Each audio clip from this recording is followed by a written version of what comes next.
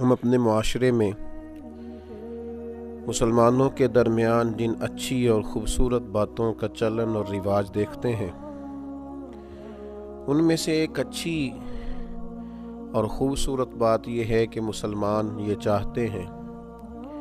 کہ وہ دوسرے مسلمان بھائیوں سے اپنے حق میں دعا کرائیں۔ کس قدر خوبصورت انداز ہوتا ہے اور کس قدر زیادہ یہ دل لبھا لینے والی ادا ہوتی ہے کہ جب انسان اکیلا بیٹھا ہوا ہو، اللہ کی بارگاہ میں حاضر ہو، اللہ کی حمد کرے، نبی رحمت صلی اللہ علیہ وسلم کی عالی مرتبت بارگاہ میں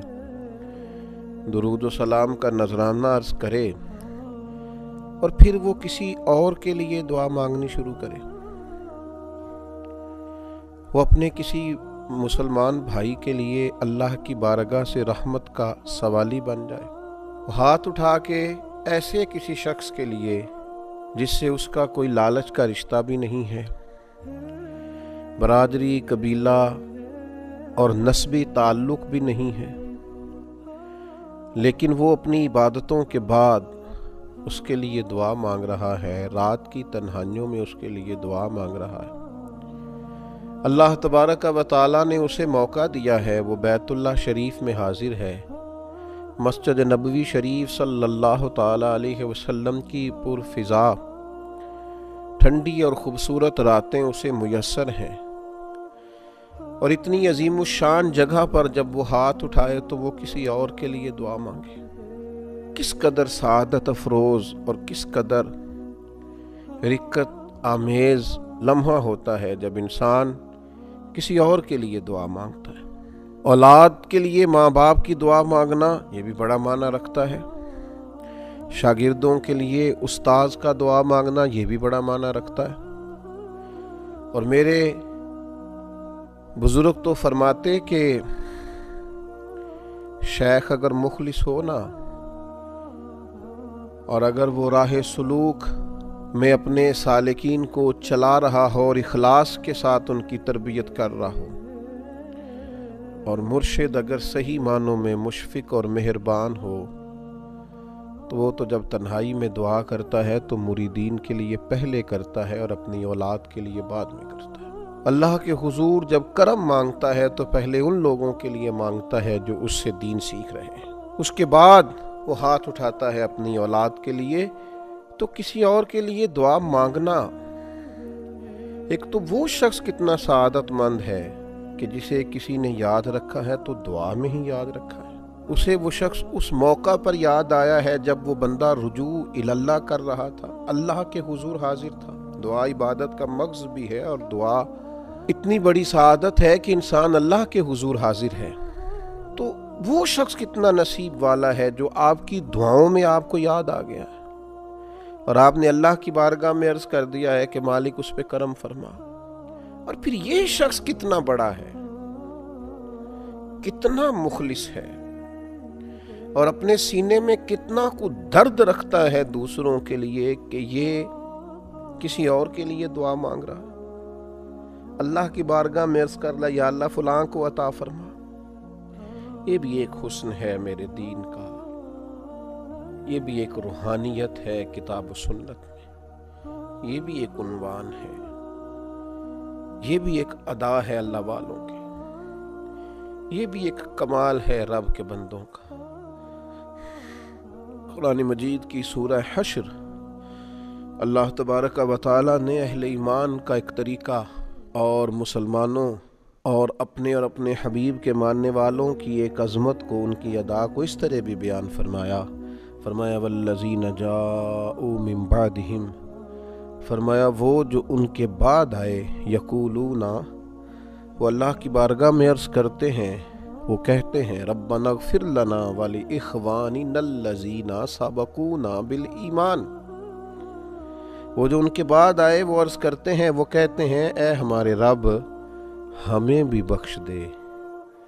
اور ہمارے ان بھائیوں کو بھی بخش دے جو ہم سے پہلے ایمان لائے۔ وہ اپنے ان بھائیوں کے لیے دعا کرتے ہیں۔ پھر دیکھیے قرآن مجید کا انداز محبت، اللہ تعالیٰ کو ان بندوں کی یہ ادا اتنی پسند ہے دوسروں کے لیے دعا مانگنا کہ اہل ایمان کی اس ادا کو اللہ نے قرآن میں بیان کیا۔ فرمایا والذین جاؤوا من بعدہم، وہ جو ان کے بعد آئے، یقولون ربنا اغفر لنا ولاخواننا الذین سبقونا بالایمان، وہ عرض کرتے ہیں ہمارے رب ہمیں بھی بخش دے اور ہمارے ان بھائیوں کو بھی بخش دے جو ہم سے پہلے ایمان لائے۔ ان کی غیر موجودگی میں ان کے لیے دعا کرتے ہیں، اللہ کے حضور عرض کرتے ہیں، اللہ سے اپنے بھائیوں کے لیے خیر مانگ رہے ہیں۔ آپ دیکھیے رسول کریم صلی اللہ تعالی علیہ وسلم نے اس عمل خیر کو کتنی اہمیت دی۔ حضرت سیدنا ابو درداء رضی اللہ تعالیٰ عنہ روایت فرماتے ہیں، اور صحیح مسلم شریف میں یہ حدیث موجود ہے، ارشاد فرماتے ہیں کہ نبی کریم صلی اللہ تعالیٰ علیہ وسلم نے فرمایا، جو مسلمان اپنے بھائی کے لیے اس کی غیر موجودگی میں دعا مانگتا ہے نا، تو اللہ تبارک و تعالیٰ ایک فرشتے کو مقرر کرتا ہے، فرشتہ اس کی دعا پر آمین بھی کہتا ہے اور یہ بھی کہتا ہے کہ اللہ تعالیٰ تجھے بھی اس کی مثل عطا کرے جو تو نے اپنے بھائی کے لیے مانگا ہے، اللہ تجھے بھی وہ سارا کچھ عطا کرے، اللہ تعالیٰ تجھے بھی وہ دے، اس کی مثل اللہ تجھے بھی عطا کرے۔ یعنی یہ اپنے بھائی کے لیے اللہ سے مانگ رہا ہے اور اللہ تعالیٰ نے فرشتہ پیدا کر دیا ہے جو وہی چیز اس کے لیے اللہ تعالیٰ سے مانگ رہا ہے۔ کتنا اچھا اللہ تعالیٰ نے اسے انعام دیا، کس قدر زیادہ اللہ تعالیٰ نے بہترین بندوبست فرمایا اس بندے کے لیے جو مالک کی بارگاہ میں عرض کرتا ہے۔ پھر آپ دیکھیے جب ہم اپنے مسلمان بھائی کے لیے دعا مانگیں گے تو ہمارے دل سے اس کا کینہ بھی نکل جائے گا، کسی قسم کا حسد اس شخص کے لیے قائم نہیں رہے گا، کس قدر زیادہ مسلمان کی محبت، مومن کی محبت دل میں آئے گی، اخوت اسلامی کو کتنا فروغ ہوگا، بھائی چارے کو کتنا دوام ملے گا، محبتیں کس پائے کی ہو جائیں گی جب دوسروں کے لیے دعا مانگیں گے۔ آج کچھ لوگ کہتے ہیں جب ان سے کہا جائے کہ مسلمانوں کے لیے دعا مانگو تو کہتے ہیں دعا سے کیا ہوتا ہے؟ او بھائی عمل بھی ضرور کرنا چاہیے،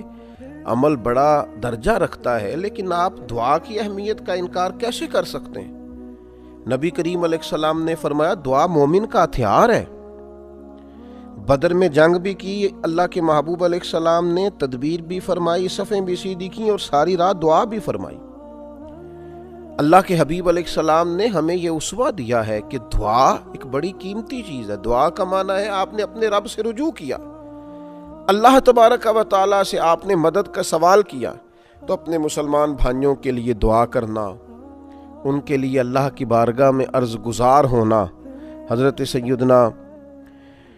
عمران بن حسین رضی اللہ تعالیٰ عنہ روایت کرتے ہیں،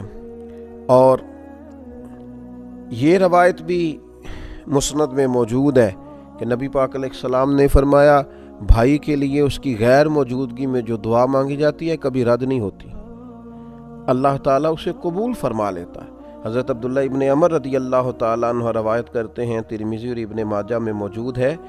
فرماتے ہیں کہ کوئی دعا اتنی جلدی قبول نہیں ہوتی جو غائب کے حق میں دعا کی جائے تو جتنی جلدی قبول ہوتی ہے، یعنی بندہ وہاں موجود ہی نہیں، وہاں سے غائب ہے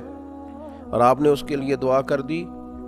تو سب سے پہلے یہ دعا ہے جو اللہ کی بارگاہ میں قبول کی جاتی ہے۔ اور یہ میں پہلے کہہ چکا ہوں کہ جب اس کے لیے دعا کی جاتی ہے تو حبیب علیہ السلام نے فرمایا